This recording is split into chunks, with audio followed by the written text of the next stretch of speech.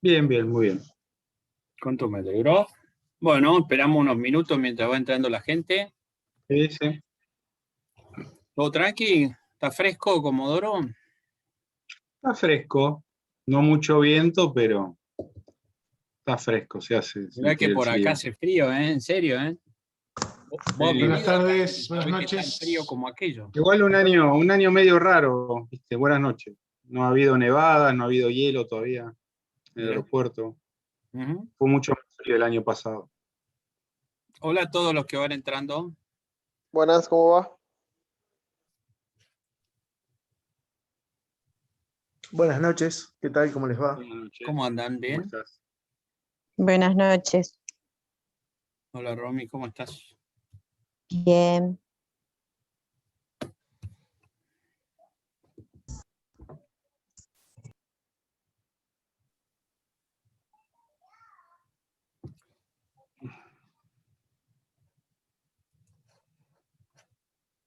Cuando... Si querés largar, Fabián, largamos, ¿eh? Listo. ¿Puedo compartir ya? Ya te digo. Sí, Sí, habilitamos. ya podés compartir. Listo, señor. Muy bien. Bueno. Bien. ¿Qué tal, chicos? ¿Están viendo ahí una presentación de PowerPoint? Sí. Sí, Bueno, muy bien. Hielo el carburador, 19. ¿Puede ser? Sí, seguimos con las preguntas del grupo motopropulsor. Bueno, La dale. pregunta 19 dice, con respecto al hielo del carburador y en comparación con los sistemas de inyección de combustible, se considera que los sistemas de carburador de tipo flotante son, acá estoy comparando un carburador con un sistema de inyección de combustible, y las opciones que te dice son más susceptibles a la formación de hielo, igualmente susceptibles, o susceptibles a la formación de hielo solo cuando existe humedad visible. No, son siempre más susceptibles. ¿Está bien? Ahí lo que les puse un dibujo de una entrada, de un carburador donde ven en el tubo Venturi donde se le forma el hielo. Se le forma en la garganta del Venturi y también por impacto en la mariposa, ¿no? Los sistemas de inyección de combustible son menos susceptibles a la formación de hielo que los sistemas de carburador, debido a que no sufren la caída de temperatura causada por el Venturi en el carburador. O sea, vos inyectás directamente el combustible mediante un inyector. La pregunta 20 dice, en aeronaves equipadas con bomba de combustible eléctrica, ¿cuándo se utiliza dicha bomba? Dice, todo el tiempo para ayudar a la bomba mecánica de combustible, en caso de que la bomba de combustible mecánica del motor falle, o constantemente, excepto cuando se arranque el motor. La respuesta correcta es B. Y ahí lo que les doy una pequeña explicación que tiene en la punta, dice, se utilizan dos sistemas de bomba de combustible en la mayoría de los aviones. El sistema principal de bombas funciona gracias al motor, que ya dijimos, es una bomba que es accionada mecánicamente, y se instala también una bomba eléctrica auxiliar para utilizar en el caso de que la bomba principal falle. La bomba auxiliar proporciona mayor confiabilidad al sistema de combustible y también se utiliza como ayuda en el encendido del motor. Exacto. Uh-huh. Eso es lo que hace que la respuesta sea como es, no está correcta. Sí les digo que si la bomba es accionada mecánicamente y verdaderamente te deja de funcionar, es porque por más que le des a la bomba eléctrica, probablemente no te va a andar. O sea, te ha cortado algo en la cinemática de la transmisión o lo que sea, ¿no? Pero bueno, normalmente vos tratás de que haces que todo aquello que tenga parte en un motor, como puede ser esta bomba de combustible, bombas hidráulicas, todo aquello sea independiente de la parte eléctrica del avión. Eso hace un buen diseño. La pregunta 21 dice, si el grado de combustible... Si tienen alguna duda, chicos, me interrumpen, me paran. Si el grado de combustible que se utiliza en un motor de aeronave es menor al especificado para el motor, lo más probable es que cause A, una mezcla de combustible y aire que no es uniforme en todos los cilindros, no tiene nada que ver, temperaturas más bajas de la cabeza del cilindro y detonación. La respuesta correcta es C. O sea, normalmente cuando vos tenés mezclas muy pobres, facilitas a Acá hago un punto.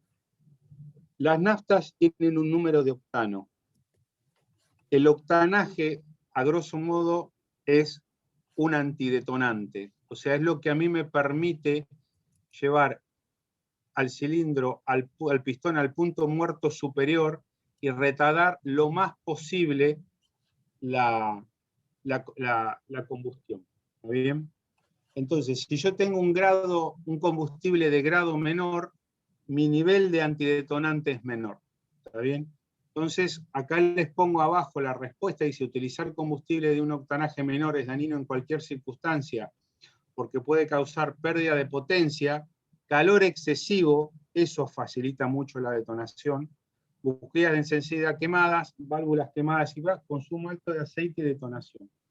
Les pongo un dibujo con alguna explicación que ya está fuera del apunte, pero van a ver cómo un cilindro va teniendo deterioro con una detonación a gran velocidad o cómo se van haciendo algunos residuos culpa de la detonación. Y si tienen un cilindro sin detonación, es el caso de la figura izquierda. No sé si lo ven nítidamente, pero bueno, la respuesta correcta es C. Pregunta 22. La detonación Fabián, puede ¿qué pasa? ocurrir... Perdón, te hago una consulta. O sea, una duda, pero creo... Sí, sí. No como duda, Sí, pero sí, está dale. bueno para aclararlo. ¿Qué pasa si la mezcla combustible y la chispa no detona en el momento, en el punto muerto superior? ¿Por qué tenemos se producen todas estas consecuencias? Hay dos cosas. A ver, una cosa es detonar y otra cosa es que se encienda. O que se encienda o Vamos a detone. suponer Bueno, que... No, pero ¿por qué te digo? Porque entiendo que lo tuyo es más como que tuviste un... Cuando hablamos de los sistemas de arranque en un avión, en una aeronave, que normalmente decimos que al momento del arranque vos tenés el pilotín, el sistema auxiliar de arranque, vos lo que tratás es que no tengas una chispa, un encendido del motor, del cilindro, del pistón en el cilindro, antes, porque si no te hace como una contraexplosión. una contraexplosión, ¿Bien? sí. Eso es diferente a la detonación. Entonces vos qué haces? Te asegurás que todos esos elementos auxiliares de arranque te dan una chispa más allá del punto muerto superior, o sea, te la dan más adelante, como para asegurarte que si cuando la tenía que hacer no la hizo, la haga. Ahora, ¿qué pasa? La bujía, que es un elemento incandescente, cuando vos tenés la mezcla aire-combustible, se tiene que prender en un determinado momento. Ponele, vamos a ser bien teórico, en el punto muerto superior. Ahora, si a medida que vos vas comprimiendo esa mezcla, vos tenés por deterioro en la cabeza del pistón, lo que sea, una punta, algo que concentre el calor, eso te va a quedar un punto caliente. Y ese punto caliente va a estar más caliente que el resto de la cabeza del cilindro y lo va a interpretar la mezcla aire-combustible como una bujía. Y si en ese momento tenés preencendido, probablemente la mezcla explote antes del punto muerto superior y, digamos, el giro del motor vaya al revés, tengas una contraexplosión. ¿Está bien? Perfecto. Eso es una cosa. La detonación es que cuando vos tenés una mezcla que, entre comillas, la palabra es deflagra a una velocidad normal, lo hace el frente de llama avanza a una velocidad subsónica. Ahora, cuando tenés problemas de detonación, ese frente de llama avanza a velocidades supersónicas y esas fuerzas de choque crean roturas dentro del cilindro, dentro del pistón, creando otros daños que te van a ocasionar en el futuro, por decirte, puntos calientes que te pueden dar preignición o lo que sea.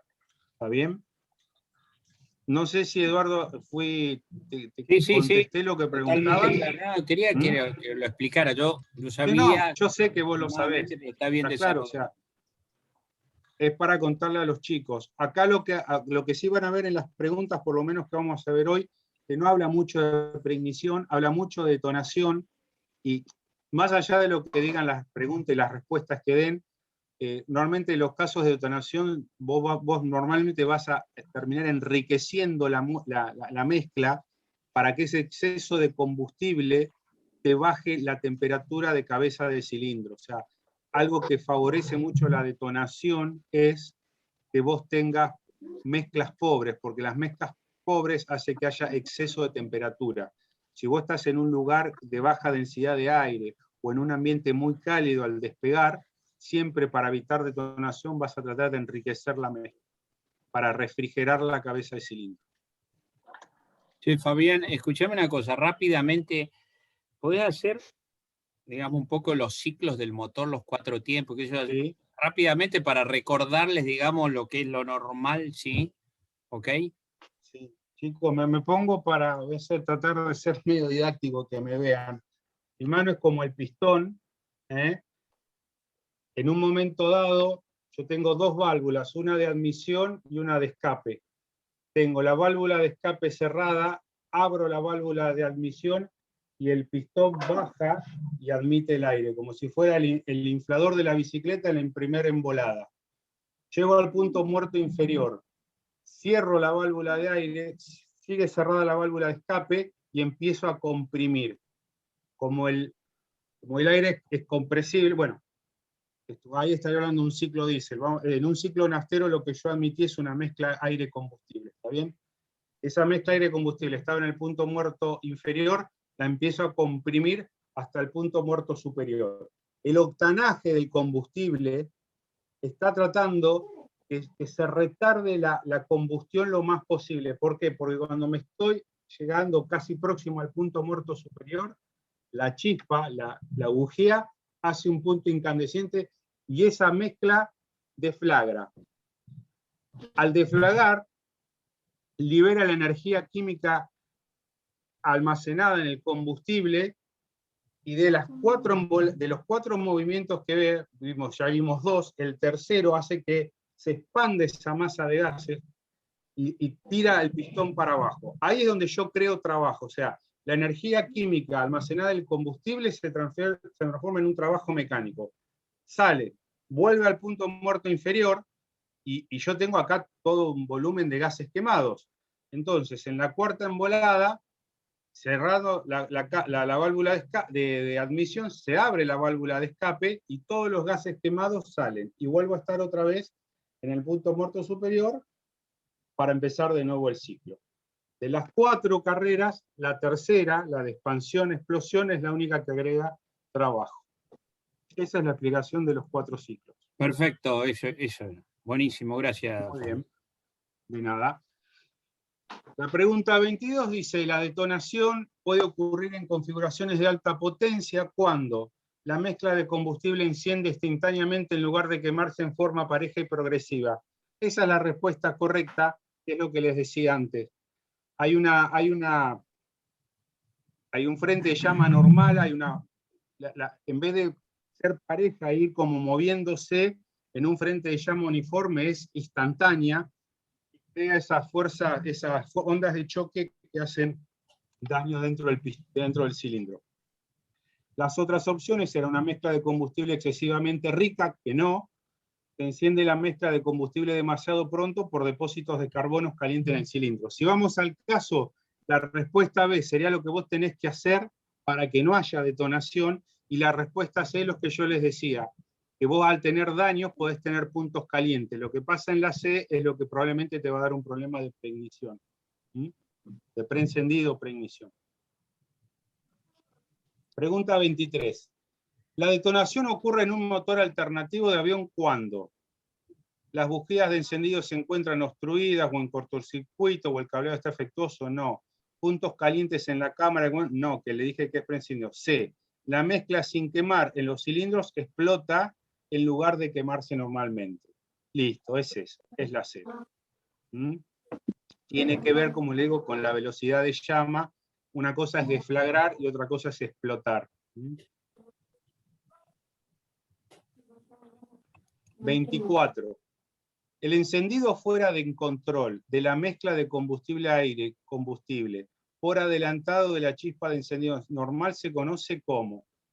Y esto es lo que le decía, es lo que preguntaste hoy, Eduardo, y les explicaba recién. Es lo que se llama preencendido. Dice, el preencendido se define como encendido del combustible antes del encendido normal. O sea, antes de que el cilindro llegue al punto, perdón, que el pistón llegue al punto muerto superior y se haga la ignición, hay un punto caliente. Yo les hago un ejemplo. Si ustedes tienen una mesa como un billar, ¿sí? Esto se llama efecto punta. Usted tiene una mesa plana, como un billar. Imaginen que yo la mello de abajo hacia arriba con un martillo, una puntita, ¿sí? Si yo ahora agarro un soplete y caliento toda la mesa a una temperatura uniforme, donde hice ese punto hay más temperatura que en el resto de la mesa. ¿Por qué? Porque hay concentración de tensiones, hay concentración de calor. Es un punto caliente en una mesa uniforme. Entonces lo mismo pasa dentro del cilindro. Si vos tenés algo deteriorado que no está uniforme, se va a concentrar la temperatura y en una embolada lo puede considerar como que es la temperatura suficiente como para hacer la chispa de una bujía. Por eso se produce el precendido.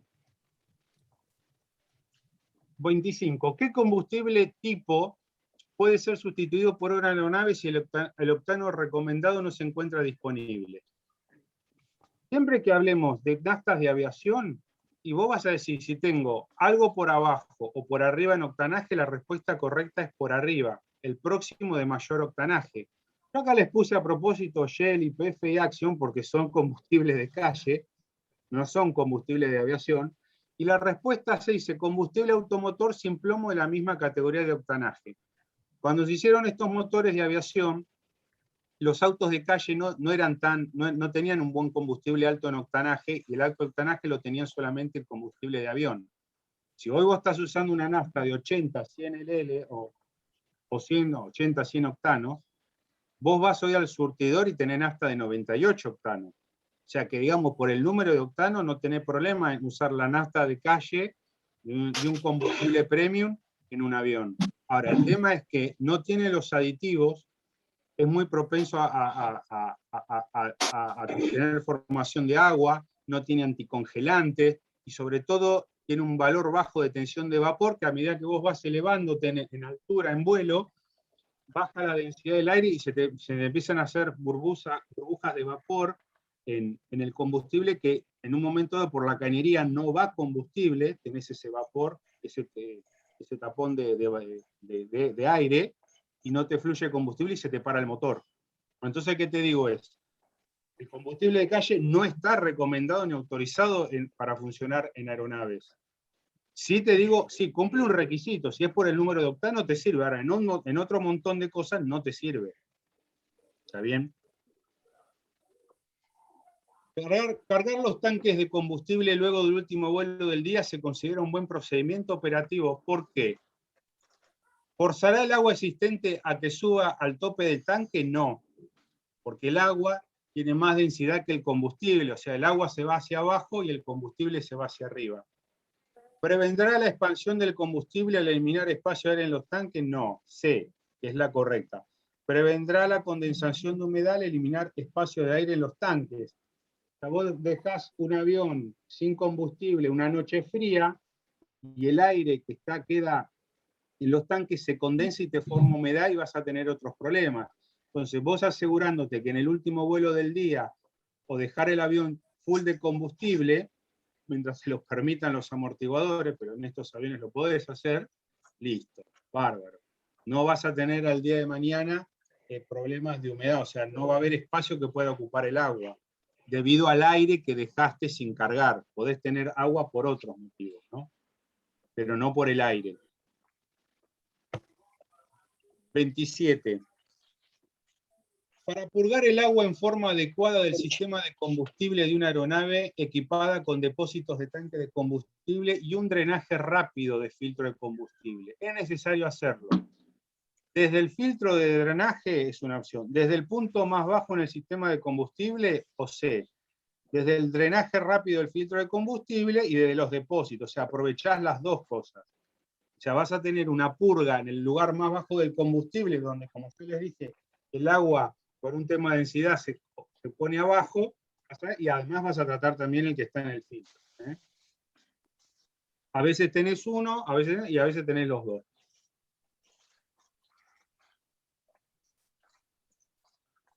28. Si un piloto sospecha que un motor con un hélice de paso fijo está detonando durante el ascenso, luego del despegue, la acción correctiva inicial que se debería tomar sería, bueno, esta es media capciosa porque le da 3 opciones raras. O sea, empobrecer la mezcla está claro que no, porque ya les dije antes que vos ante problema de detonación lo que tenés que hacer es enriquecer la mezcla para bajar la temperatura. Aplicar calor al carburador, olvídense, donde vos aplicaste calor al carburador, ¿qué va a pasar? El aire que entra a la mezcla por el tubo ventro del carburador va a bajar en densidad. ¿Está bien? Entonces vas a ingresar más... No, no te sirve. Y acá la respuesta correcta que te da la NAT es bajar levemente la nariz para incrementar la velocidad. Fíjate que dice lo que eventualmente bajará la temperatura del motor. ¿Qué les quiero decir con esto? La respuesta es correcta. Es la más, las otras dos salen por descarte, pero la verdad no es una pregunta linda y respuesta para hacer, ¿no? Uno espera que te dé otra opción más lógica, ¿no? O sea, lo ideal sería que tuvieras una y diga enriquecer la mezcla, por decirte algo. Pero no. Te da la opción de bajar la nariz y que vos bajes la temperatura del motor porque no lo vas a exigir tanto al motor trepando. O sea, al bajar la nariz vas a bajar la resistencia y vas a tener más tracción. Es eso lo que dice esta pregunta. 29. Temperaturas de motor excesivamente altas. ¿Causarán daño a la salida de escape y torsión en las aletas de enfriamiento del cilindro? No. B. ¿Causarán pérdida de potencia, consumo excesivo de combustible y posible daño interno y permanente del motor? Sí. C. No afectará en forma perceptible al motor de una aeronave. La respuesta correcta es B. Ya dijimos que todo exceso de temperatura, la verdad que quería mostrarle un indicador de temperatura aceite en el arco rojo, no conseguí, o sea, ahí está volando normal, está en arco verde. Pero lo cierto es que si vos estarías volando en arco rojo, pasaría lo que te pasa en B.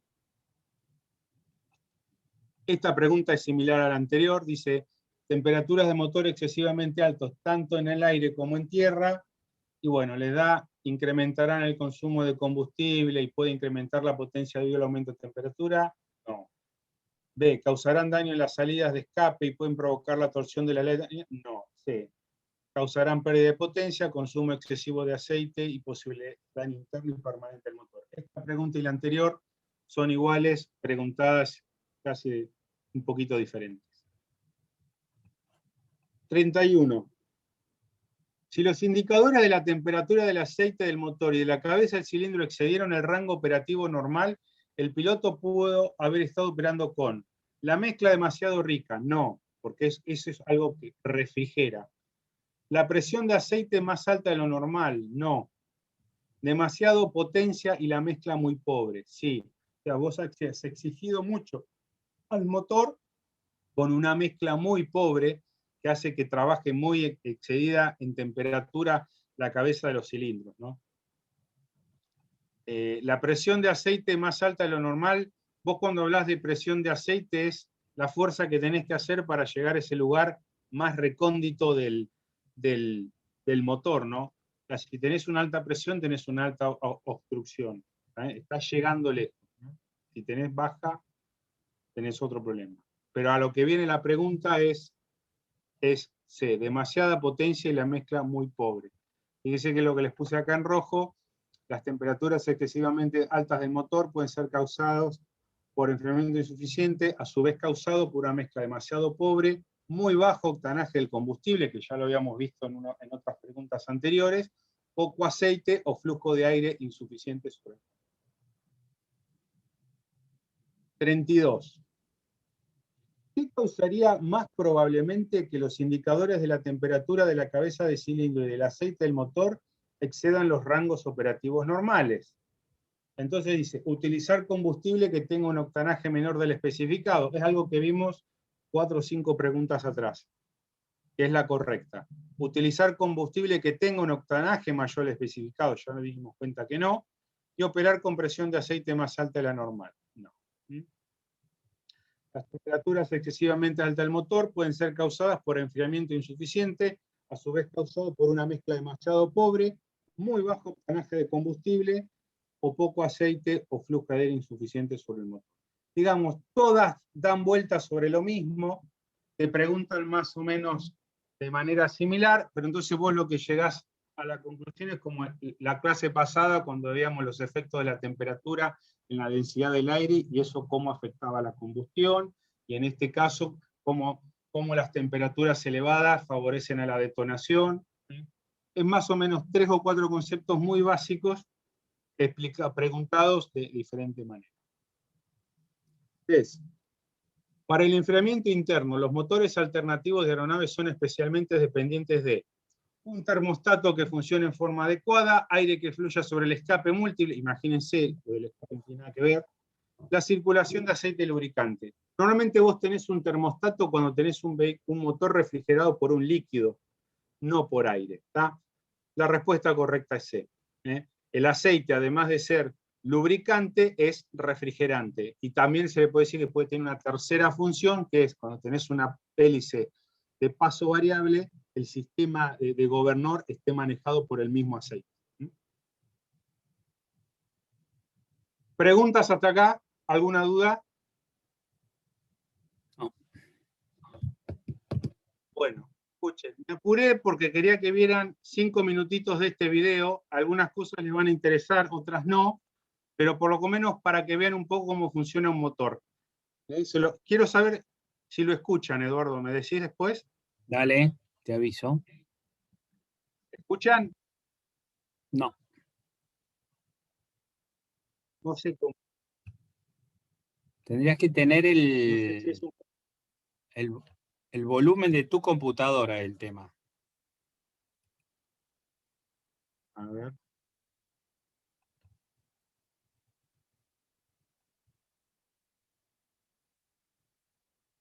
Fabián, perdón, Sí. me parece que cuando compartís pantalla, le ponés No se compartir puede, ¿no? pantalla, abajo a la izquierda hay un Sí. icono que dice habilitar micrófono o habilitar volumen. Creo que ese es el que tenés que apretar. A ver. Eso tenés que dejar de compartir primero. Ahí escuchan algo. No, deja de compartir, a ver, y arranquemos nuevo, a ver. No, Vos no, lo pero escuchás bien.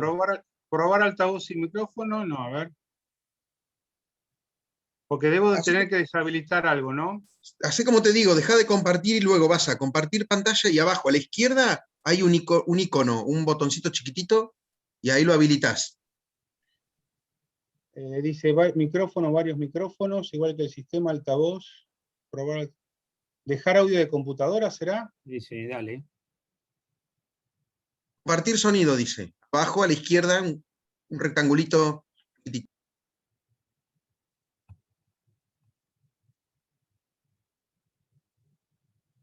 No.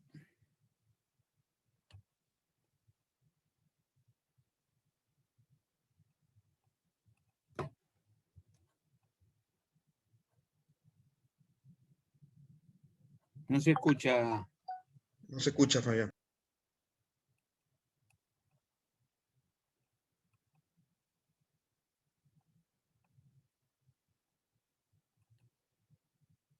Si te animás, pasámelo y veo si yo te lo puedo pasar.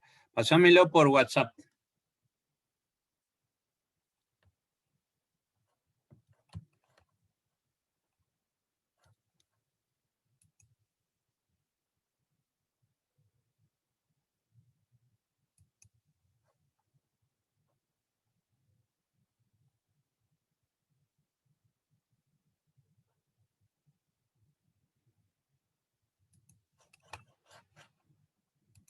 Ahí viste que abajo dice compartir sonido, no sé si lo estás viendo.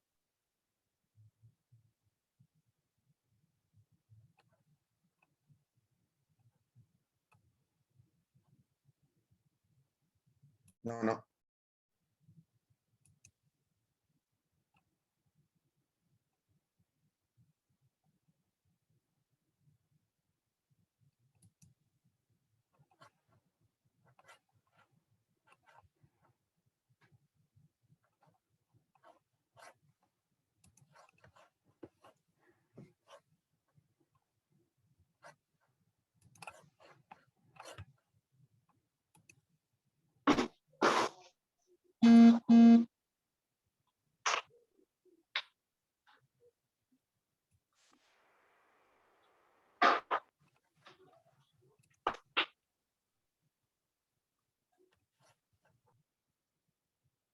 Fabián, si no, pasáselo a Dani por WhatsApp y que Dani lo presente. No escuchaban nada, ¿no? No, nada. No. Bueno, lo voy a Pásamelo, solucionar. bueno, pásamelo a Sí. mí por WhatsApp. Sí. Entonces los paso por WhatsApp, chicos, y lo miran tranquilo. ¿Está bien? ¿No? Pero si me lo Ahí pasás, que yo lo paso quería ahora. que vieras- Sí, tengo el link, ya te lo paso. WhatsApp web. Sí. No, más les comento, sí, les iba a mostrar un poquito de lo que era el motor radial, por algunas cuestiones constructivas de los motores aeronáuticos, y iban a ver con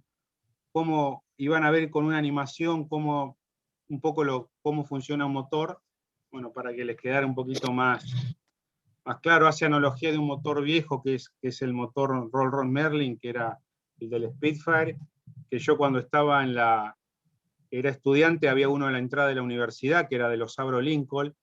¿Y cuál es la anécdota de todo esto? Vos tenías un motor de la década del 30, o sea, de 1930, tenía 4 válvulas por cilindro, 3 compresores, bloques de aluminio.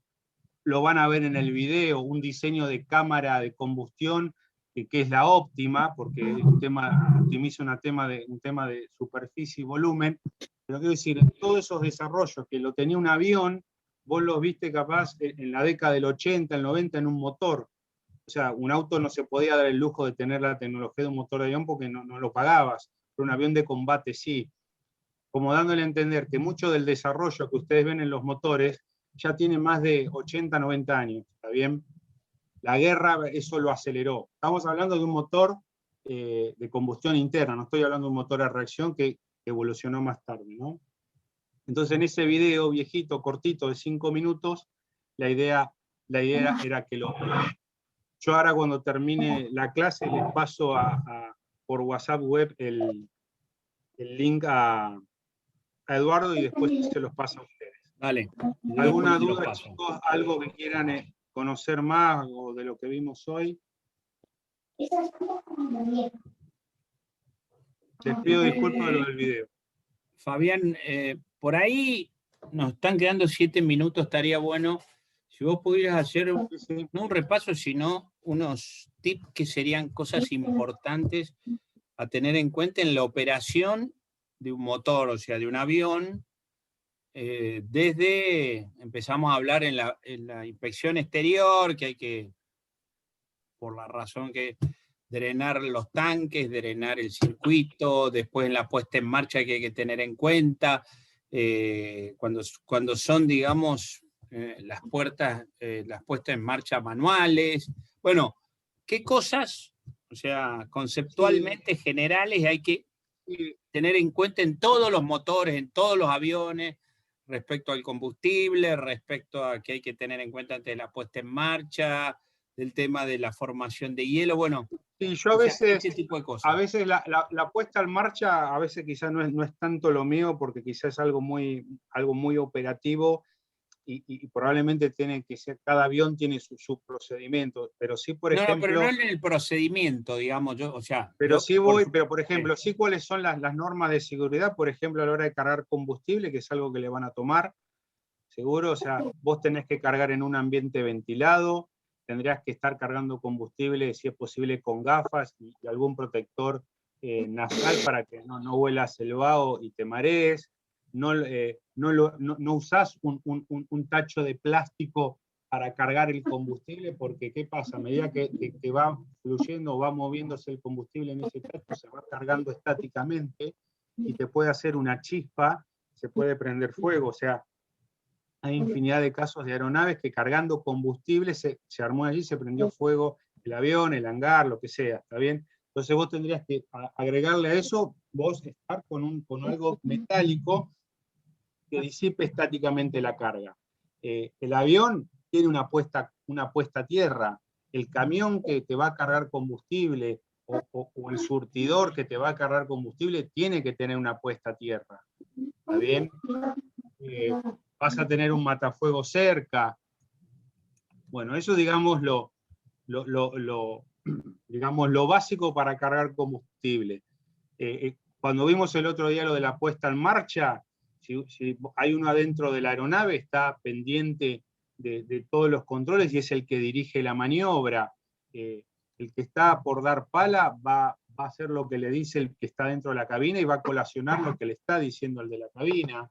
Ver que esté el ambiente libre de obstáculos por si llega a haber una emergencia y el avión sale disparado o tenés que salir a buscar. O sea, son todo un montón de cuestiones de seguridad que harían a la carga de combustible. Después, previamente, antes de cargar combustible, vos tendrías que hacer una prueba de combustible y en qué estado está ese combustible. Tienen unas pastillitas o sea, vos agarrás un combustible, un volumen de combustible, le pones la pastilla y en función de cómo funciona ese reactivo, te dice si está contaminado con agua o no. No es lo mismo, eso lo vimos hoy en una de las preguntas, o sea, si vos dejaste el avión cargado anoche, por ejemplo, full combustible, y hoy lo vas a volar a las 12 del mediodía y hace 30 grados, seguramente el avión perdió combustible. El combustible se dilata y te pierde combustible. Entonces, ¿cuál es la moraleja? Que si vos un avión lo cargaste en un momento cálido, como está dilatado, y lo vas a volar cuando salgas, no sé, a la noche o mañana a la mañana y no le repusiste combustible, seguramente te va a faltar combustible en los tanques. Más allá de que probablemente el aire, o sea, bajó, te dejó de dilatar, te dejó aire en los tanques y te puede dar más formación de agua. Entonces, no solamente es la calidad de combustible que le vas a entrar a la aeronave, sino que la que está, vos purgar el agua que puede haber en filtros y en ala. Eso, por ejemplo, con el combustible, ¿no? Ahora no se me ocurre. ¿Qué es lo que sucede en la aeronave cuando nosotros hacemos una puesta en marcha manual? La primera parte que controlamos, por ejemplo, en el P11, el tanque de combustible abierto, ¿sí? El acelerador reducido y le empiezan a dar, digamos, 3 o 4 vueltas de pala, ¿sí? Bueno, una vez que está eso, que está comprimido y toda la historia, ahí se colocan los magnetos y ese es el momento, digamos, que le dan el empujón a la pala y se pone en marcha. ¿Qué es lo que sucede cuando, digamos, el que está en la posición? ¿Por qué le da las 3 vueltas de pala? ¿Qué es lo por que está haciendo? ¿Qué es lo que hacemos con las 3 vueltas de pala? A veces, a ver, se las hago con un ejemplo más sencillo. ¿Alguna vez vieron una moto de motocross que el tipo aprieta algo en el volante y lo va acomodando? O sea, vos tratás de llevar de los cuatro tiempos que tiene el cilindro, tratás de llevarlo a que cuando vaya a ser no esté totalmente comprimido, porque la fuerza que tiene que hacer el motor para vencer al pin-top comprimido no es lo mismo si vos empezás en la carrera que admite. ¿Está bien? Sí. Y aparte cuando gira la hélice con el tanque de combustible abierto, la mezcla conectada, está ingresando combustible al cilindro también y se está, bueno, está generando eso, ¿ok? Que lo que estás haciendo es como dándole como una bomba de pique, es como que estás enriqueciendo el carburador para que cuando lo pida tenga comida. ¿Está bien? Exactamente. Entonces bueno, vos le estás dando más comida y a su vez estás minimizando la resistencia mecánica. Imagínate si vos justo le vas a dar cuando el cilindro está lleno de aire o de mezcla, vos tenés que vencer esa fuerza. Diferente a si está bajo del todo, y como decís vos, también le diste más de comer, más combustible al carburador. O sea, lo que haces es facilitar, además un motor que está frío, que no tiene aceite en circulación, que le va a costar fluir. O sea, vas minimizando, qué sé yo, todos los roces o todo aquello que te puede dar una cierta resistencia, entre comillas, mecánica para eso. Bueno, nos está quedando menos de un minuto. Nos vemos entonces la próxima. Muchísimas gracias, sí. Fabián. Sería la última tuya, ¿no? Sí. Veo, yo creo que llegamos a todas, si no vemos, pero... No, bueno.